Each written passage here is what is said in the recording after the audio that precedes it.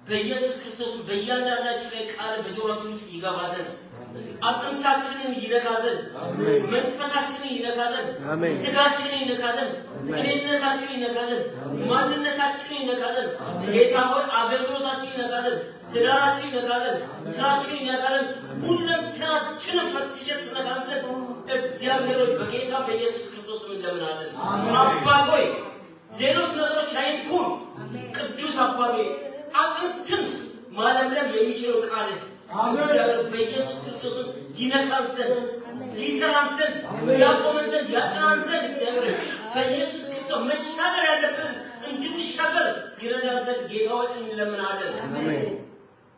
ያላንተ አይሆንልንም ጌታ እግዚአብሔር ካንተ ወደ ማን እንሄዳለን አለ ካንተ ወደ ማን እንሄዳለን? አንተ እኮ የዘላለም የሕይወት ቃል አለ ጌታ እግዚአብሔር ሆይ አንተ እኮ የዘላለም የሕይወት ቃል አለ። ያን የዘላለም የሕይወት ቃል እንድንቀበል መከራል እግዚአብሔር እንድንቀበል እግዚአብሔር ጆሮቻችን ትከፍትልን ዘንድ እንለምናለን። አሜን። በልጅ በኢየሱስ ክርስቶስ ተናገረን። አሜን። ስለሁሉ ነገር እናመሰግናለን። አሜን። በቅዱስ ልጅ በኢየሱስ ጸለይ። አሜን። አሜን። አሜን። እግዚአብሔር አምላክ መልካም ነው። አሜን። የመልካምነት ሁሉ ምንጭ ማን ጋር ያለው? እግዚአብሔር ጋር ብቻ ያለው። ሰው ጋር የለም። መልካም የሆነ እንከን የሌለው እርማት ማይገኝበት ሃሌሉያ እንዲነን እንዲያው ተብሎ አስተያየት ማይሰጠው ማነው? አንድ እግዚአብሔር ብቻ ነው። አሜን። ማርያም መልካም እድል መርጣለች። ከሷ መልካም እድል መርጠናል። አሜን። መርጠን ወደ ኢየሱስ መጥተናል። አሜን። ምንም ነገር አይወሰድም። ወደኋላ እናትሄድ። አመራረጣችን ትክክለኛ አመራረጥ የመረጠው አሜን ረድቶ ነው አሜን። እሱ አስቀድሞ ወደኋላ እኛ እንወደዋለን እግዚአብሔር። እሱ አስቀድሞ ስለወደደ እኛም እንወደዋለን። እኛ ቀናን አይደለም የወደድነው። እሱ አስቀድሞ ስለወደደ ምርጫችን እንዳይዛባ አደረገ። ምርጫችን ትክክለኛ ምርጫ እንዳደረገማ ያ እግዚአብሔር ልጅ ኢየሱስ ክርስቶስ ባለፈው ተወልጄ አንድ ቃል እንከፋፈል ነበር። እግዚአብሔር ማወቅ ከዛ ደግሞ ማምለክ ነው አልገባሁበትም። እግዚአብሔር ማወቅ በሚለው ላይ ነው። ብዙ ሰዎች እግዚአብሔር ሊፈልጉ ሊያውቁት ወደ መስጊድ ይሄዳሉ፣ ወደ ተለያዩ እምነት ተቋማት ይሄዳሉ። እሱ ግን በሮሜ መልእክት ላይ እንዳየው እሱ በፍጥረቱ ግልጽ ሆኖ ሳለ እግዚአብሔርን እንደ እግዚአብሔርነት መጠን ሊያመልኩት ሊያውቁት ሊዳስ ሊቀርቡ ስላልወደዱ የሚያመካኙት አጣው ምክንያት አጣው። እግዚአብሔር ጠሪ ነው ወገኖቼ። ያለ ምክንያት ምንም ነገር አይሰራም። ጥያቄ እንደሚመጣበት ስለሚያውቅ አስቀድመው ከጥያቄው በፊት መልስ አዘጋጅቷል። እነዚህ ሰዎች እግዚአብሔርን እንደ እግዚአብሔርነት መጠን ሊያመልኩት ሊቀበሉት ሊፈልጉት ስላልወደዱ ምን ሆነ? እግዚአብሔር ሊገልጥላቸው የፈለገው ነገር በእነሱ ዘንድ ግልጽ ነበረ።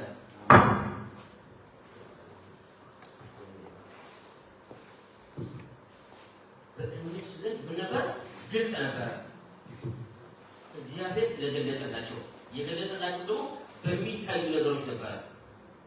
ሱፐርናቹራል ፓወር በእግዚአብሔር እጅ ብቻ በተፈጠሩ ነገሮች እግዚአብሔር ራሱን አስተዋወቀ። ሰዎች ሊቀበሉት አልፈለጉም። ምክንያቱም መጽሐፍ ቅዱስ ሲናገር የዚህ ዓለም ገዢ የሚያምኑ ሰዎች አይምሮ ይላል አሳወረው፣ አጨለመባቸው። ወገኖች ሆይ እኛ በጣም እድለኛ ነን። በፊት በአየር ላይ ለሚሰራው አደጋ መንፈስ በስፋት ትመላለሱ ነበር። አሁን ግን ወደ ነፍሳችን ጠባቂ ወደ እረኛችን ወደ ኢየሱስ ክርስቶስ ማለት ተመለስን እንጂ በፊት ጉቶ ሲለን እንወጣለን፣ ግቡ ሲለን እንገባለን። እግዚአብሔር ሲያበራለን፣ በጨለማችን ላይ ሲያበራለን እውነተኛ አምላክ ማን እንደሆነ አወቀን። እነዚህ ሰዎች እግዚአብሔር አላወቁትም፣ ግን ምን ያደርጉታል? ያመልኩታል። ብዙ ነገሮች ላይ ከዚህ አንፃር አልደግሞ ሐዋርያው ጳውሎስ ልክ እንደዚህ እየዞረ አንድ የማይታወቅ አምላክ ብለው ለጥፎ ሲያል አገኘ። እሱ ለማይታወቅ አምላክ ብላችሁ ጽፋችኋል። ለማይታወቅ አምላክ የምታወቁት እንግዲህ እኔ የሚታወቅ አምላክ ነገራችኋል ማለቸው። ብዙ ነገሮች ናልኳበት ባለፈው ጊዜ አሁን አንድ ነገር የነገርኩት ነገር አለ። ባለፈው ጊዜ አውቀን ነው እንጂ የምናመልከው አምልከን ግን አናውቀው። ብዙዎቹ ባያችኋቸው አምልከው ሊያውቁት ይፈልጋሉ። በመጀመሪያ አምልከው ሊያውቁት የፈለጉት እግዚአብሔር ማን ነው ብላችሁ ጠይቋቸው አያውቁት፣ ግን አውቀን እናመልከዋለን። እግዚአብሔር ሳይታወቅ አይመለክም። ስለዚህ ከአምልኮ በፊት ምን መሆን አለበት?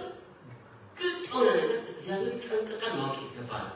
ግድ ሰው ጠንቅቀን ስራችን ጠንቅቀን እንደምሰራ ወይ ደግሞ ከቤት ወደ ውጭ ሲወጣ ተጠንቅቀን መስታወት ላይ አይተን ፊታችንን አይተን እንደምንወጣው ተጠራተን ንጹህ ሆነን እንደምንወጣው እንደምንጠነቀቅ እግዚአብሔርን አውቀን ተጠንቅቀን መውጣት አለብን። እግዚአብሔርን ምን ለማለት ለማምለክ እንጂ በዚህ ሰዓት በጣም ሚሊዮን እግዚአብሔር ያመልከዋል። ምን ያህል ነው ግን አውቀው የሚያመልከውና ምን ያህል ነው ግን ሳያውቀው የሚያመልከው እግዚአብሔር ነው የሚያውቀው። እኛ ግን አውቀን እናመልካለን፣ ቀርበነው እናመልካለን፣ ዳሰነው እናመልካለን። በሰው ሰምተነው አናመልክም፣ በሰው ሰምተነው አናውቀውም፣ በራሱ ሰምተን እናውቃለን። የእግዚአብሔር ቃል እናወጣና በትንቢት ሆሴዕ ምዕራፍ 4 ቁጥር 3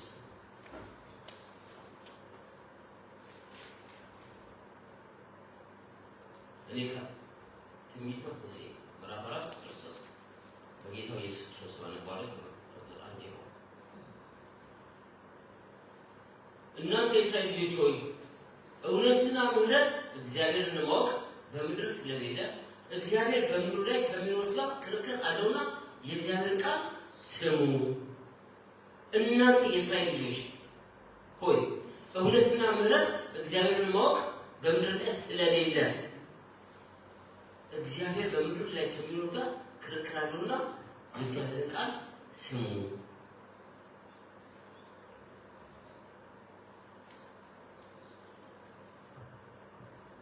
እናንተ የእስራኤል ልጆች አሉ እውነትና ምሕረት እግዚአብሔር ማወቅ በምድር ላይ ስለሌለ እግዚአብሔር ማወቅ በምድር ላይ የለም። ስለዚህ በምድር ከሚኖሩ ጋር ክርክር አለውና የእግዚአብሔር ቃል ስሙ። እነማ እኛ እስራኤላውያኖች እኛ በክርስቶስ ኢየሱስ በአብርሃም በረከት የተባረክን እኛ የእግዚአብሔር ሰዎች የእግዚአብሔር ቃል መስማት አለብን። የእስራኤል እውነትና ምሕረት እግዚአብሔር ማወቅ የለም። እውነት ያለ እግዚአብሔር አይታወቅም። ምሕረት ያለ እግዚአብሔር አይታወቅም። ምሕረትን ለማወቅ እውነትን ለማወቅ ማን ማወቅ ይገባል? የእውነትና የምሕረት ምንጭ እግዚአብሔር ማወቅ ይገባል። ስለዚህ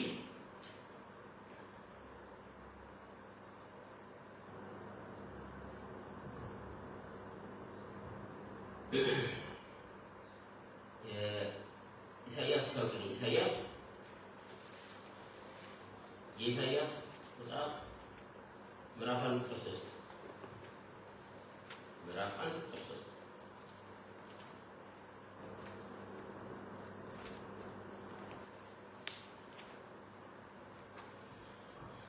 ምዕራፍ 1 ቁጥር 3 እግዚአብሔር ተናግሯልና ሰማያት ስሙ ምድርም አድማጭ ልጆችን ወለድኩ አሳደግኩም እነርሱ አመጹብኝ። በሬ የገዢውን አህያም የጌታውን ጋጣ አወቀ፣ እስራኤል ግን አላወቀም፣ ሕዝቤም አላስተዋለም ይላል እግዚአብሔር። በሬ የገዢውን ምን ጋጣ አህያም የጌታውን ጋጣ አወቀ፣ እስራኤል ግን አላወቀም። ማንን? ጌታውን። ማንን? አምላኩን። ማንን? ፈጣሪውን። ግን ምን ያደርገዋል? ይከተለዋል። ግን ምን ያደርገዋል? ያመልከዋል። ግን አላደረገውም፣ አላወቀውም። እግዚአብሔር ለማወቅ መቅረብ ያስፈልገው ወደማ ወደ እግዚአብሔር ፈልጉት ይላል። ተዛቁስ ቀርቦም ሳለ አነጋገር መፈለግ ይገባናል። እግዚአብሔር ለማወቅ መዳሰስ ይገባናል። እግዚአብሔር ለማወቅ እግዚአብሔር መዳሰስ አለብን። ስለዚህ ምን አላችሁ? በሬ ገዢው አህያም የጌታውን ጋጣ አወቀ፣ እንስሳ እንኳን የራሳቸው የጌታቸውን ጋጣ አወቀ። እስራኤል እኔ የፈጠርኩት እኔ ሕዝቤን ያልኩት እኔ የዋጀሁት እኔ ከግብፅ ባርነት ነፃ ያወጣሁት ግን አላወቀኝም ብሎ የእስራኤል አምላክ እግዚአብሔር ይናገራል። ሕዝቤን አላስተዋለም ይላል መጽሐፍ ቅዱስ። ነገር የጥበብ መጀመሪያ ማለት እግዚአብሔር መፍራት ነው። ማስተዋል ደግሞ ቅዱስን ማወቅ ነው ይላል። አላወቁኝም ይላል። እንስሳና ሰውን እያወዳደረ ነው እዚህ ጋር። እንስሳ እንኳን የጌታውን ጋጣ ያውቃል። አህያ እንኳን የጌታውን ጋጣ ያውቃል። እስራኤል ግን በእጆቼ መዳፍ የቀረጹት እስትንፋሴን እፍ ያልኩበትን አላወቀኝም። ማስተዋሉም የለም። ማስተዋል ከጠፋ ወገኖች በጣም አደገኛ ነገር ነው። ስለ አንድ ነገር ሲነገር ማናስተው ከሆነ የሆነ ነገር ለምሳሌ መንገድ ሄድ ቢያጋጥመንና ላጋጠመን ነገር ቆም ብለን ካላስተዋልን እንዳገኘ ነው የሆነ ነገሩ ብናደርገው ችግር ውስጥ ልንገባ። ቆም ብለን ግን በእግዚአብሔር ማስተዋል ብናስተውለው እግዚአብሔር ጨዋታን ይሰጠናል። ካላስተዋልን ግን ሊመጣ ያለው ነገር ሁሉ ልንቋቋም አንችልም። ስለዚህ ምን ማድረግ ይችላል? እግዚአብሔር ማስተዋል አለብን። እግዚአብሔር ማወቅ አለብን። አህያና ከብት እንኳን የጌታውን ጋጣ ካወቀ እንዴት ነው እኛ በእጆቹ መዳፍ የተቀረጸን የእግዚአብሔር ልጆች እንዴት ነው እግዚአብሔር ማናውቀው? እንዴት ነው እግዚአብሔርስ ማናስተውለው? ስለዚህ አላስተዋለኝም ማለት አላወቁኝም ማለት አያሳዝንም? እግዚአብሔር ከግብፅ ባርነት ከዛ መንደር ጎትቶ አውጥቶ እኛ ከዛ መንደር ያለ ከጫፍ መንደር ከተለያዩ መንደር ጎትቶ ያመጣናል አይደል? አምጥቶን ግን አሁንም ነው አላወቅነው፣ አሁንም አላስተዋልነው። ምክንያቱም እንደፈለግን እናቀራለን፣ እንደፈለግን ልክ ድሮ ስትሰራ እንደነበረው በፈለግነው ሰዓት እንወጣለን፣ በፈለግነው ሰዓት እንገባለን፣ የፈለግነው እናቀራለን፣ የፈለግነው ነገር እናደርጋለን። ምክንያቱም እኛ ሰፈር ነው የለወጥነው። ከዛኛው ሰፈር ወደ አዲሱ ሰፈር መጥተናል። እዛኛው ሰፈር የነበረ ጌታ አይደለም ያለው እዚህ ጋር አዲሱ ሰፈር ያለው ጌታ አዲሱ ጌታ ነው። ማንም በክርስቶስ ምንድን ይላል? አዲስ ነው። እዚያ ያለው ጌታ አይደለም እዚህ ጋር ያለው። ስለዚህ ምን ማለት አለብን? ልናስተውል ይገባል። እግዚአብሔርን ልናውቀው ይገባል። ሰውን ባወቅበት ልክ ሰውን ባስተዋልበት ማስተዋል ልክ አለ እግዚአብሔር መታወቅና ማስተዋል የሚገባል። ስለዚህ ያላወቀውን እግዚአብሔርን በጉባኤ መካከል ልናመልከው እንችላለን። እንደ ሥጋ ፈቃድ እናመልከዋለን። እንደ ስጋ ፈቃድ እንደ ነፍሳችን ዕውቀት እናመልከዋለን። እግዚአብሔር ቀላል ነው። ሚዛኑ በማጋድ ያለው አንዳንዴ እንላለን የዛሬ አምልኮ እንዴት ነበር ሲያስፈልግ የነበረው እንላለን። እስቲ ወገኖች ጥያቄ ጠይቃችሁ ምናልባት ሳችሁ ነው ይችላል። አምልኮን የሚቀበለው ማለት ነው የሚመዘነው ማለት ነው። ታዲያ አምልኮ እንዴት ነበር አንዳንዱ እስከዚህ መዝኖት ነው በራሱ ሚዛን ልክ ሻኖች መዘን ይቻላል። እሱ ይመስላል አንዳንዱ ቆንጆ ነበር ይላል። ሰው ይሆናል አምልኮ የሚቀበለው ነው የማይገባኝ ነገር ወይስ አምልኮ መዳሚ ነው? አምልኮ መዛኝ ነው? አምልኮ የሚቀበለው ማን ነው? እግዚአብሔር ነው። እግዚአብሔር ነው። ስለዚህ እግዚአብሔርን ለማምለክ እግዚአብሔርን ማወቅ ግድ ይለናል። ያላወቅነውን እግዚአብሔር ብናመልከው እንችላለን፣ ግን በእግዚአብሔር ፊት ተቀባይነት የለውም። ነፍሳችንን አስደስተን መውጣት እንችላለን። ስጋችንን አስደስተን መውጣት ሞቅ ብለን ልሳን ልናገር እንችላለን። ከዛ ጋር ብዙ በቆሮንቶስ ቤተክርስቲያን ነው ብዙ ነገር ነው። የጸጋ ስጦታ የተትረፈረፈበት ህብረት ነበር። የጸጋ ስጦታ የተትረፈረፈበት ህብረት ነበር። ግን እግዚአብሔር ማወቅ የሚባል ነገር የለም። ቢያውቁት ኖሮ በእውነተኛ ልኮ ባገለጡት ነበር። እነሱ ብቻቸውን አጥራቸው ሌላ ነገር ያለው።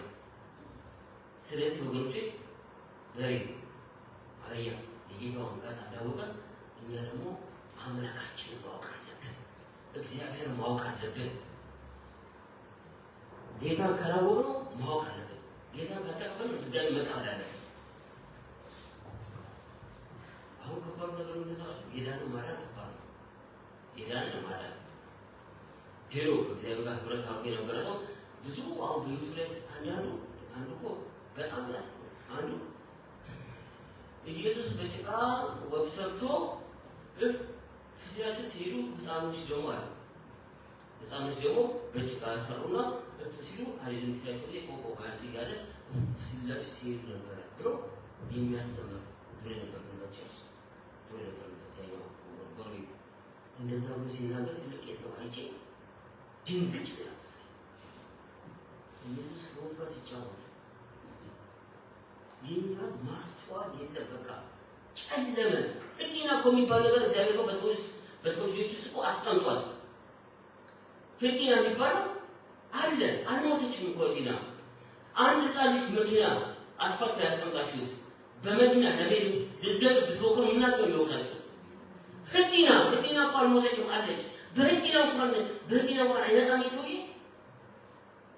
እግዚአብሔር መዳፈር በጣም የበዛበት እግዚአብሔር እንደውም እንደሱ ያልተቆጠረበት መቼም አሁን እንደዛ ብሎ ሲናገር በጣም አዘንኩ። መጽሐፍ ቅዱስ ላይ ማለት የእግዚአብሔር ቃል አለ ተጻፈ። ስለሱ ልነግራችሁ አይደለም ልነግራችሁ የፈለኩት ለምን ነገር ቀጥቶ እጅግ ልናውቀውና ልናስተውል ይገባል። እግዚአብሔር ማስተዋል አለበት። ያላስተዋልነውን እግዚአብሔር ያላወቅነው እግዚአብሔር ከሰው እኩል የምናየው ከጓደኛ እኩል የምናየው አንዳንዴም አገልጋይ ነው የሚመስለን እግዚአብሔር ከአገልጋይ እኩል የምናየው አደገኛ ነገር ነው። እሱ ማንም ሊቀርበው በማይችል ብርሃን ውስጥ ይኖራል። ማንም ሊቀርበው በማይችል ብርሃን ውስጥ ይኖራል። ከማንም ከምንም ጋር አይነካካም። እጅግ ንጹህና ረቂቅ ነው።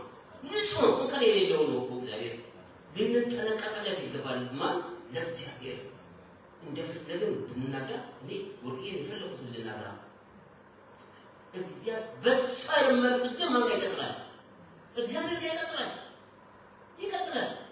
ይሄ ምንም እንዴት ነው የሚባል ነገር አለ።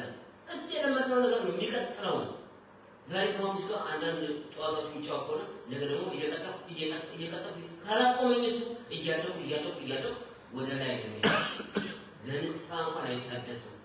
መንፈስ ቅዱስ እንዴት ሳደሰው እሱ ይቀማ ይባላል። ኃጢአት አፋውጡ ባይሰጠው መንፈስ ቅዱስ በስራውና በግብር ግን መከር ማለት ይወሰዳል። ስለዚህ እግዚአብሔር ልናስተውል ነው ልንጠነቀቀው ይገባል ብዬ ለማለት ነው። አንደኛ ቆሮንቶስ ምዕራፍ 2 ቁጥር 28 ላይ ምን ይላል? አንደኛ ቆሮንቶስ ምዕራፍ 2 ቁጥር 28 ላይ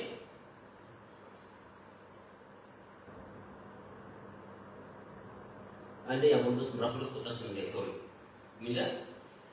ነገር ግን እግዚአብሔር ከሰባት ጀምሮ ያናግረዋል። ነገር ግን እግዚአብሔር አስቀድሞ ከዘመናት በፊት ለክብራችን የወሰነው ተሰውሮም የነበረውን የእግዚአብሔር ጥበብ በሚስጥር እንናገራለን። የእግዚአብሔር ጥበብ በሚስጥር እንናገራለን። ከዚህ ዓለም ገዢዎች አንዱ እንኳን ይህንን ጥበብ አላወቀም። አውቀውስ ቢሆን የክብር ጌታ ባልሰቀሉትም ነበር። አለማወቅ ከባድ ነገር ነው። አለማወቅ ከዚህ ዓለም ገዢዎች አንዱ እንኳን ይህንን ጥበብ አላወቀም። ደግሞ የክብር ጌታ ባልሰቀሉ ነበር። ኦልሬዲ በዛ ሰዓት የነበረው አሁን ስንቶቻችን የተናገሩ የክብር ጌታ ሳናውቀው የሰጠን ብዙ ሊኖር ይችላል። በድፍረት ተናገርኩና ከዚህ ዓለም ገዢዎች አንዱ እንኳን ጥበብ አላወቀም። አውቀውስ ቢሆን የክብር ጌታ ባልሰቀሉት ነበር። ዛሬስ እኛ ይላል ይሄ ለትምህርታችን ለኛ ጻፍና እኛ ዛሬ ጌታ ኢየሱስ ክርስቶስን ልንሰቅለው እንሄዳለን ወደ መስቀል ወይስ እንዴት ነው? ምክንያቱም ይህን ጥበብ አላወቁትም። የርስ በቅዱሳን መካከል ያለ የርስ ክብር ባለስልጣንነት ምን እንደሆነ አላወቀውም። ያ የዘላለም ሕይወት ማን እንደሆነ አላወቀም። አንዳንዱ የዘላለም ሕይወት መንፈስ ብቻ ይባላል። ያ የዘላለም ሕይወት ሆስ ፐርሰን ማን ነው? ክርስቶስ ኢየሱስ ነው። ያ የዘላለም ሕይወት የሚባለው ኢየሱስ ራሱ ነው።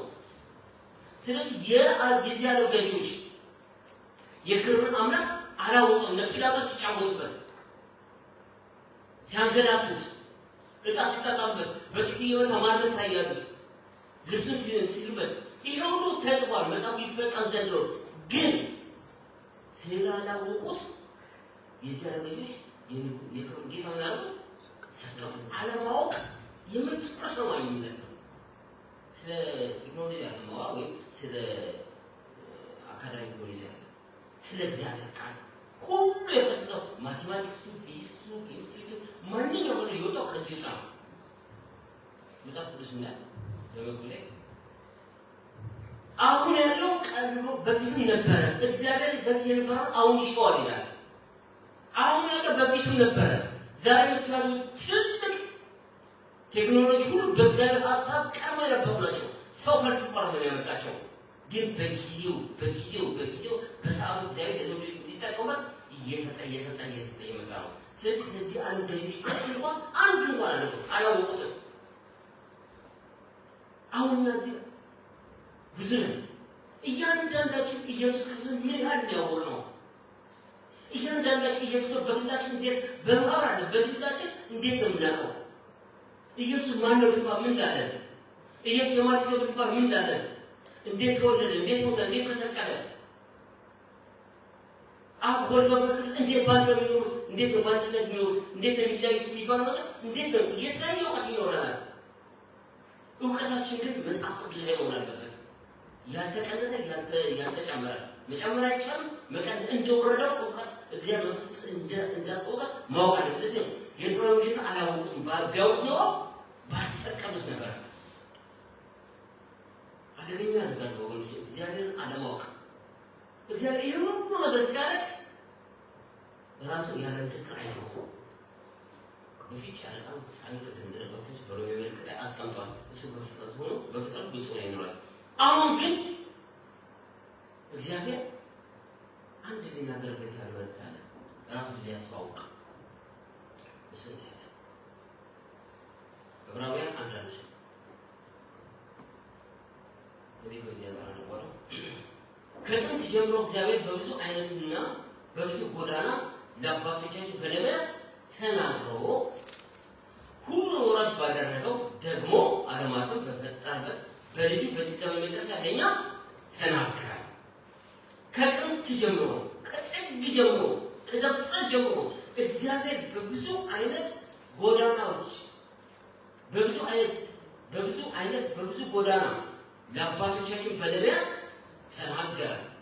ሁሉን ወራሽ ባደረገው ደግሞ ዓለማትን በፈጠረበት በልጁ በዚህ ዘመን መጨረሻ ለማን ተናገረ? ለኛ። ያንን ሲጻፍ ለኛ ነው። ዛሬም ሲጻፍ ለኛ ነው። ከዚህ በኋላ ከመቶ ዓመት በኋላ ሲጻፍ ለኛ ነው የሚባለው። ምክንያቱም እግዚአብሔር ያውን አምላክ ስለሆነ ስለዚህ ሁሉ ወራሽ ባለው በማን ተናገረ? ምንድን ነው የተናገረው? እርሱ የክብሩ መንጸባረቅና የባህሩ ምሳሌ ሆኖ ሁሉም በስልጣኑ ቃል እየደገፈ ኃጢአታችን በራሱ ካነጻ በኋላ በሰማያት በግርማው ቀኝ ተቀመጠ። እግዚአብሔር በፊት በፍጥረት ግልጽ ሆኖ ነበር ራሱ ሲያስተዋውቅ ነበር። አሁን ሰዎች አልተረዱም። ግልጽ ያስቀመጠላቸው ነገር ካሉት አሁን ማለት ጀመረ ብዙ ጎዳናዎች በብዙ መንገዶች በነቢያቶች በብዙ ሰዎች ናቸው በኢሳይያስ በኤርምያስ በብዙ በሙሴ በሳሙኤል በነዚህ በነቢያት በሁሉ ተናገረ ሰውን ለማስተዋል አልፈለገም ምን ማድረግ አለበት ላኩኝ ተናገሩኝ በሳሙኤል ተናገሩ በኢሳይያስ ተናገሩ በኤርምያስ ተናገሩ በከሌ ተናገሩ አያለቱም ብሎ የራሳቸው ጉዳይ ነው ብሎ እግዚአብሔር አይተውም ፍቅር ስለሆነ ማለት ነው ራሱ እግዚአብሔር ምን ማለት ጀመረ እኔን አላወቁኝም በላኩት ነገር አላወቁም በፈጠርኩት ነገር አላወቁም በሰዎች ላኩባቸው አላወቁኝም ኦኬ ምን ማለት አለኝ አንድ ሺህ በላክ አድርብኛል ማንን ለማስተዋወቅ ራሱን ለማስተዋወቅ ራሱን ሊናገር እግዚአብሔር ራሱን ሊያስተዋወቅ ምርተኛ አበቃለት ልክ 18 ዓመት ውስጥ የነበረው የውሃው መንቀሳቀስ እየተፈቀደ ይገቡና ቀኑ ይገባ ይፈወስባል ኢየሱስ እንዲህ እንደሆነ አውቆ ልትወዳድ ሰው ቀባጠረ ሰው የለኝም አንዱ በላም ተወው ሲያቀሰቡ ቀኑ የሚገባው ሰው ይፈወስባል እንዲህ እንደሆነ አውቆ ምን አለ መልእክተኛ ያላከለት በዛ ሰዓት ራሱ ይመጣለት አሁን ኢየሱስ ደግሞ ራሱ ይመጣለት ነቢያት ያስፈልጉኝ ኦፊሰር አደረጋችሁ ኢየሱስ እግዚአብሔር ልጅ ሊገጥ መልእክተኛ አቆመና ማን ላቀ ልጅ ላቀ ተሊበላ የሚታመናል እንዴ ተሊበላ የሚታመን ነገር አለ ልጃችሁንና አንድ የሆነ ሰው የሆነ ቦታ ደርሳችሁ ብላችሁ አገዙ ብላችሁ ተጽፏቸውና ሁለቱም ቢመጡ የትኛው ነው የምታምኑት ሁለቱም እንነጋገር ተባባሉ ልጅ ነው አይደል ተመረው እግዚአብሔርም የመጨረሻ ምን ላቀ ልጅ ላቀ ሁሉ ነው ራሱ ባደረገው ደግሞ አልማት ዶክተር በልጁ በዚህ ዘመን እንደኛ ተናገር ምን እግዚአብሔር ሕያው ነው እግዚአብሔር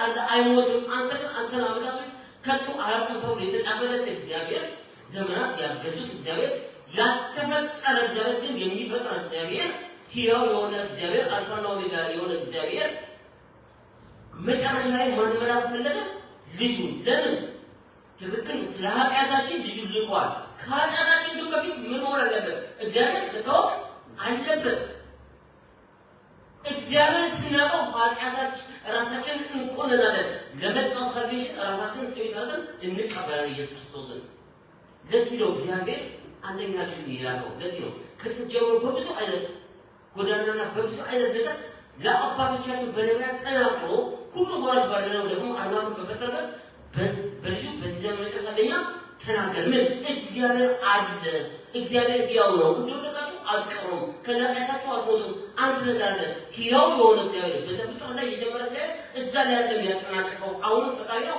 አሁንም አለ ብሎ እየተናገረ ነው ለምንድን ነው የሚለው እግዚአብሔር እሱ እንድናቀው እግዚአብሔር የፈለገ ብንማር አንጨርሰው የማያልቅ እግዚአብሔር ነውና ግን በገለጠ ቁጥር እናውቃለን በገለጠ ቁጥር እናውቃለን እዚህ ባለው ተናገሩ አብርሃም ለተገለጠ ለእግዚአብሔር ምን ሰራ መስዋዕት ለተገለጠ መስዋዕት ሰራ ለተገለጠ መስዋዕት ሰራ ለተገለጠ መስዋዕት ሰራ ዘመን ጨረሰ ሁሉ ገለጠ ሁሉ አዲስ ነገር እግዚአብሔር ጋር ያገኛል ሁሉ ጊዜ ስለዚህ ከተጀመረው እግዚአብሔር በብዙ ነገር ተናገረና በዘመኑ መጨረሻ ደግሞ እንደኛ በልጁ ተናገረ ስለዚህ እግዚአብሔር አለ እግዚአብሔር እወቁ እግዚአብሔር እናውቀው ዘንድ ይገባናል ግዴታችን ነው የወለደንን ማወቅ አለብን የወለደንን የፈጠረንን ቅድም ወንድሜ እናገረበት በእውነት ቃል አስቦ ወለደን ከማይጠፋው ዘር ተወልዳችኋል የሚጠፋ ዘር ማለት ከማይጠፋ ዘር ከተወለደ ያ የማይጠፋ ዘር ማለት የእግዚአብሔር ዘር ነው ራሱ እግዚአብሔር ነው ፈጣሪያችንና ዘራችንን ካላወቀ እንዴት ነው የሚሆነው ሰው እንኳን በዚህ ዘመን ዘርዘሩን ያሸፈተ ችግር ውስጥ ገብቷል ሰው አቢዛን ነው ብላችሁ ገባችሁ አይደል እግዚአብሔር ይዘን ከማይጠፋው ዘር ተወለደ የፈጠረን እግዚአብሔር የማወቅ ግዴታ አለብን መብዛም ግዴታ አለብን ፈጣሪያችንን ማወቅ አለዚህ ነው አህያ ጌታው በሬ የጌታውን ጋጣጣ ህዝብ ግን አላወቀኝም አላስተዋለኝም ብሎ እግዚአብሔር እየተናገረ ያለው ለዚህ እግዚአብሔር ማወቅ ይብዛልን አሜን የቀኑ ይብዛል በየደቂቃው በባልና በሚስት መካከል እግዚአብሔር ማወቅ በልጆች መካከል እግዚአብሔር ማወቅ እንደዚህ በህብረት ስንሆን እግዚአብሔር ማወቅ እኔ በርቂ በኩል ርቂ ደግሞ በሰላሜ በሰላሜ ወርቂ በቂሻ እያንዳንዳችሁ ውስጥ ያለውን እግዚአብሔር ማወቅ መቻል አለብን፣ መታወቅ መቻል አለብን። ልናውቅ ግድ ነው። እግዚአብሔር ያላወቅነው እግዚአብሔር አንከተለው፣ ያልተከተለው እግዚአብሔር አንደምልከው። በጣም ያሳዝናል።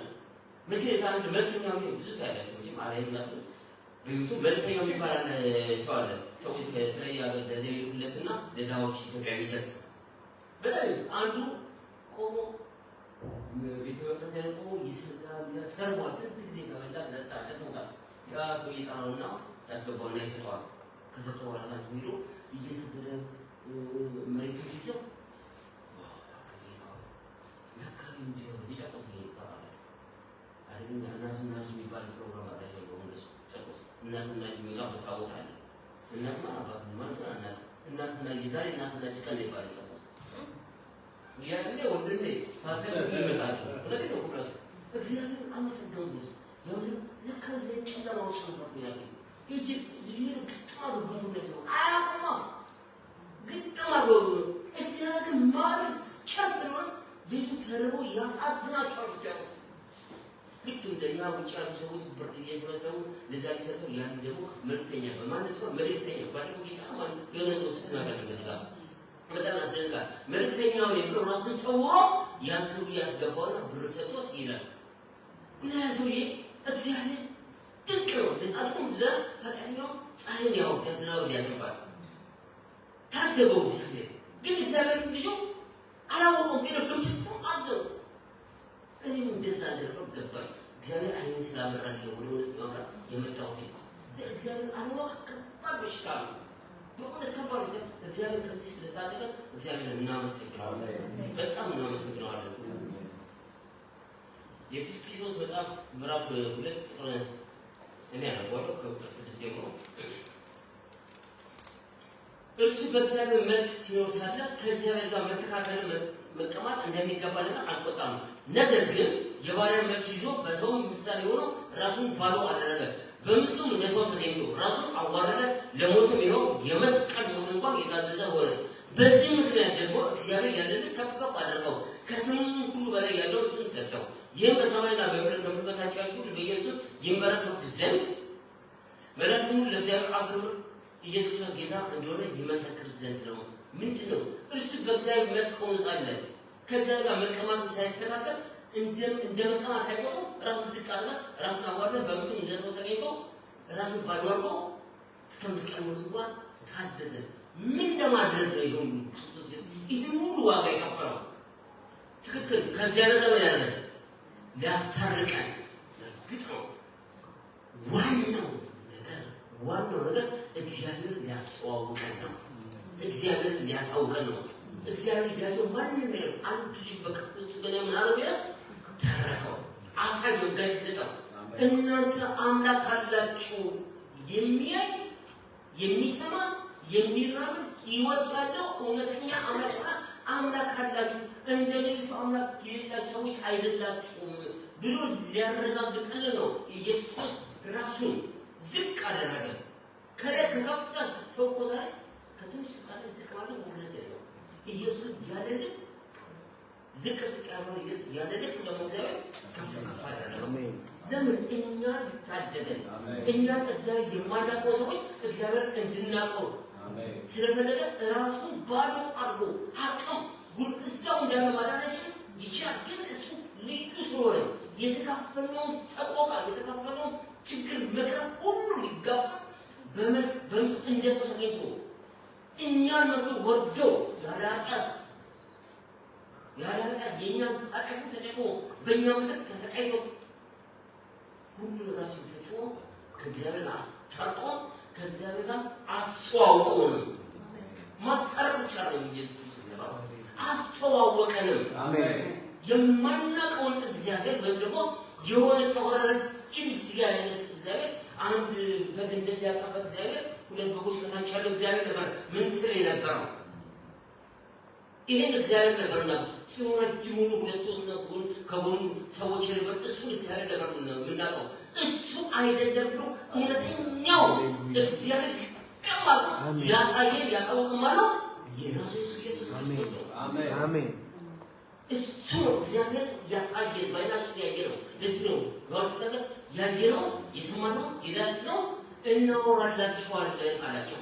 ያሰማውን አልተናገረም፣ ያዳሰሰውን አልቀባጠረም፣ ያላየውን አየሁ አላለም። ዛሬ እኮ ያላየነው አየን፣ ያሰማነው ሰማን፣ ያዳሰሰው ዳሰሰ ብለን እኮ ብዙ ነገሮች እናደርጋለን።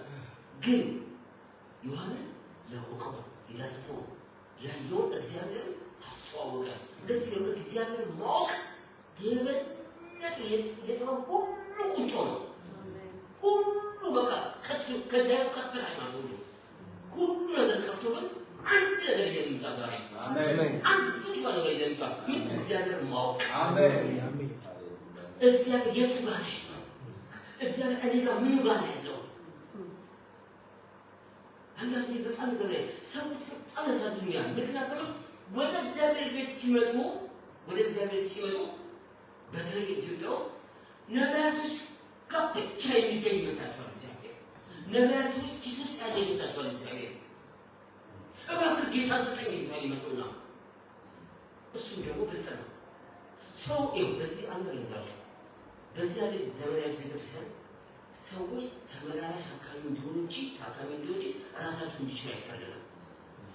አንድ ሰው ቆሞ መጸለይ እንዲችል አይፈልግም።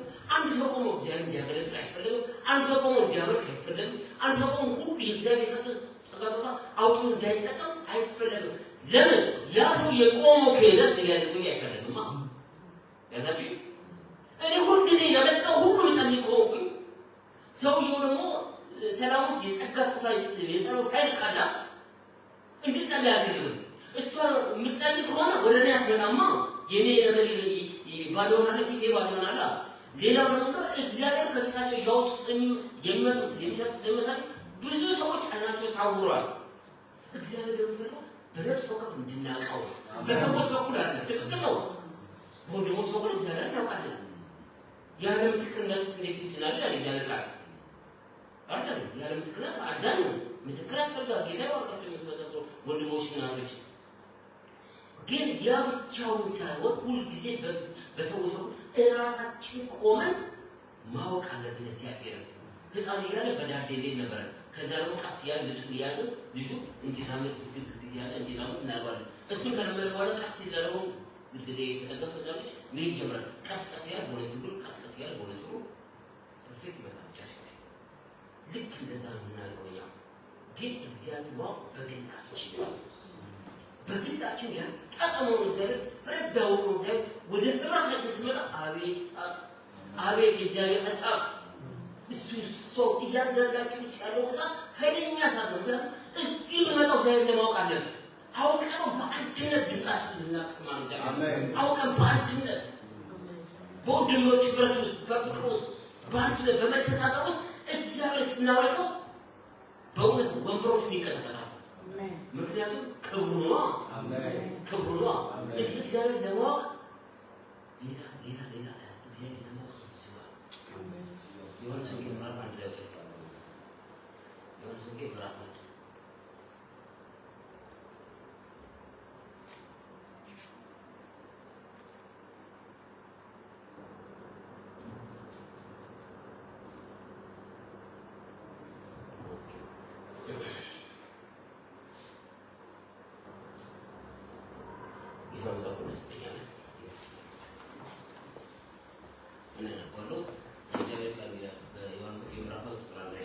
በመጀመሪያም ቃል ነበር፣ ቃልም በእግዚአብሔር ዘንድ ነበር፣ ቃልም እግዚአብሔር ነበር። ሁሉ በእርሱ ሆነና ያለ ሲሆን የለም። በእሱም ሕይወት ነበረች፣ በእርሱም ሕይወት ነበረች። የእሱም ሕይወት የሰው ብርሃን ነበረች።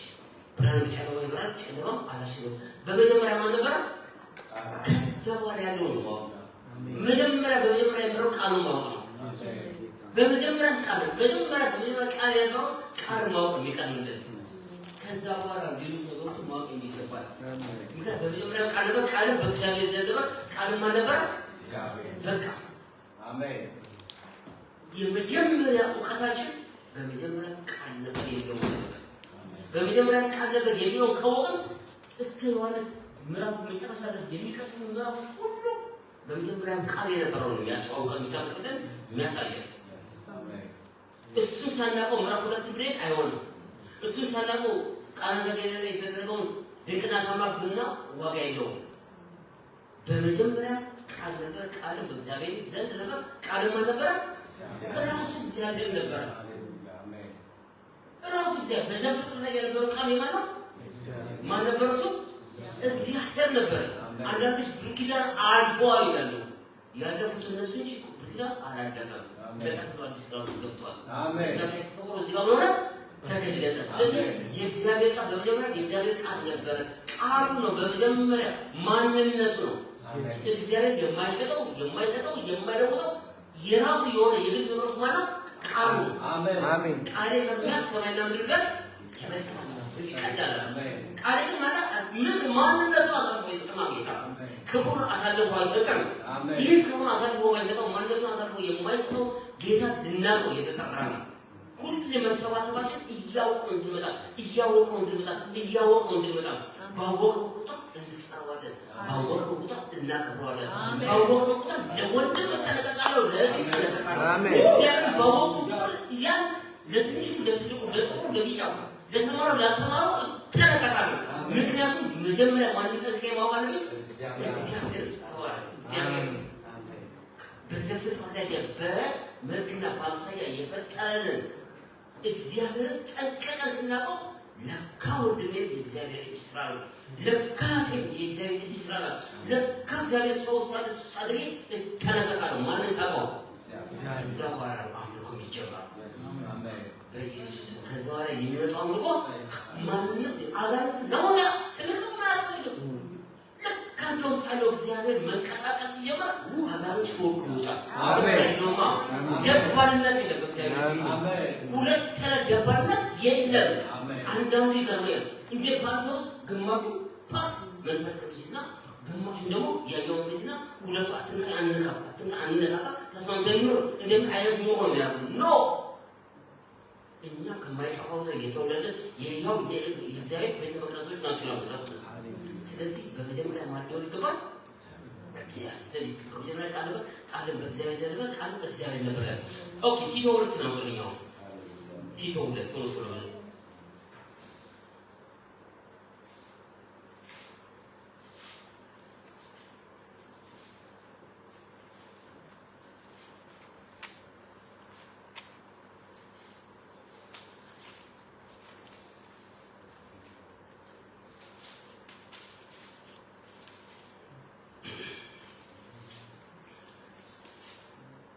ኦኬ በጌታ ኢየሱስ ነበር ሰዎች ሁሉ የሚያድን የእግዚአብሔር ጸጋ ተገልጧልና ይህ ጸጋ ኃጢአተኝነትና ዓለማዊነት የተባረከ ተስፋችን እሱን የታላቁ የአምላካችን የጌታችን ኢየሱስ ክርስቶስ ክብር መገለጥ የጠበቀ ራሳችንን በመግዛት በጽድቅና እግዚአብሔርን በመምሰል በአሁኑ ዘመን እንድኖር ያስተምረናል መድኃኒታችንም ከዓመፅ ሁሉ እንዲለይ መልካሙን ለማድረግ የሚቀናውን ገንዘብ የሆነውን እሱ ለራሱ ቢያንሳ ስለኛ ነፍሱን አሰጥቷል ይህንም በሙሉ ስልጣን ተናገርና ምክር ገጽ ማንም አይናገር እኔ ፈልገው ፓርቲ ነው ሰዎችን ሁሉ የሚያድን የእግዚአብሔር ጸጋ ተገልጧልና አሜን ሰዎችን ሁሉ የሚያድን የእግዚአብሔር ጸጋ ተገልጧልና አሜን ከምንድን ነው ያድናቸው ከኃጢአት ትክክል ከጨለማ ትክክል ከለማመን ትክክል ሌላም አለው ሰዎች ሁሉ የሚያድን የእግዚአብሔር ጸጋ እየተገለጠው አንደኛ ፓርቲ እግዚአብሔር ካለማው ወደ ማወቅ ያመጣል አሜን ያለ ጸጋ ይቻላል ያለ ጸጋ ሰው ብትጎቶ እንደወተ ብትግዛው የእግዚአብሔር ቃል ያለ ጸጋ አያምንም ሰው እንዲያምን ምን ያስፈልጋል ጸጋ የሚባል ነገር ያስፈልጋል ያለ ጸጋ ከሰው አቅም በላይ ፈላስፋ ነው ከሚሉት በላይ ሺህ አይነት ቋንቋ እናገራለን ከሚሉት በላይ በጣም ብራለ ከሚሉት በላይ ሊወዳደር እንኳን ማይችል ነው የእግዚአብሔር ጸጋ ለዚህ የእግዚአብሔር ጸጋ ያስፈልገው ነው እግዚአብሔር ካለው ወደ ማወቅ የሚያመጣ የእግዚአብሔር ችሎታ የእግዚአብሔር ኃይል ነው ለዚህ ነው ሰዎች ሁሉ የእግዚአብሔር ጸጋ ተገልጧል ይህም ጸጋ ነው ኃጢአተኝነትና ዓለማዊ ምኞትን ክደን ኃጢአተኝነትና ዓለማዊ ምኞት አንድ ነገር ኃጢአተኝነት ሲጋ ብዙ ኃጢአቶች አሉ አመንዝራለ መስረቃለ ግን ትልቁ ኃጢአት የትኛው ነው? እግዚአብሔርን አለማወቅ። ለዚህ ነው አለማ ይሄን ጸጋ ኃጢአተኝነትን አለማወቅን እንድምክል ያደርጋል። እግዚአብሔርን አለማወቅን እንድምክል ያደርጋል። እግዚአብሔር